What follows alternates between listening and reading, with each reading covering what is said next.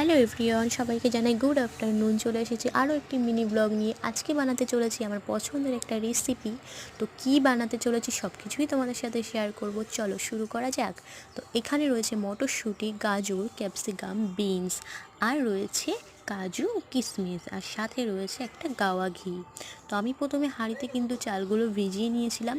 তারপর কিছুক্ষণ পর আমি হাঁড়িতে জল গরম হতে বসিয়ে দিয়েছি। একে একে এলাচ, মটরশুঁটি, দারুচিনি দিয়ে চালটাকে ভাপিয়ে নিয়ে সব কিছু ভাজা মিক্স করে দিয়ে তৈরি হয়ে গেল আমার পছন্দের ফ্রাইড রাইস। তো আমি কিন্তু লোভ সামলাতে না পেরে আমি কিন্তু খেতে বসে গেছি। তো দেখো কি সুন্দর হয়েছে। আর এখানে আগে থাকতে আমার মা করে রেখেছিল চিকেন কষা আর হচ্ছে চাটনি। উফ, কোনো কথাই হবে না আজকে। আমি কিন্তু খেতে বসে পড়েছি। তো চলো কেমন হয়েছে। খুব সুন্দর। যেহেতু আমি ঝাল বেশি খাই, আমার কাছে কিন্তু খুব সুন্দর হয়েছে। খাওয়া শেষে আমি খেয়ে নিয়েছিলাম শশা। তারপর দেখি বাবা আবার নাকি বিরিয়ানি বানিয়েছে। উফ, আজকে তো সানডে পুরো জমে গিয়েছে। একসাথে বিরিয়ানি আবার রয়েছে চিকেন কষা।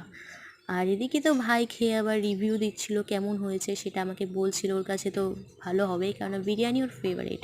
তো গাইস, আজকের মতো টাটা। ভালো লাগলে অবশ্যই একটা সাবস্ক্রাইব আর লাইক কমেন্ট করে দেবেন। বাই।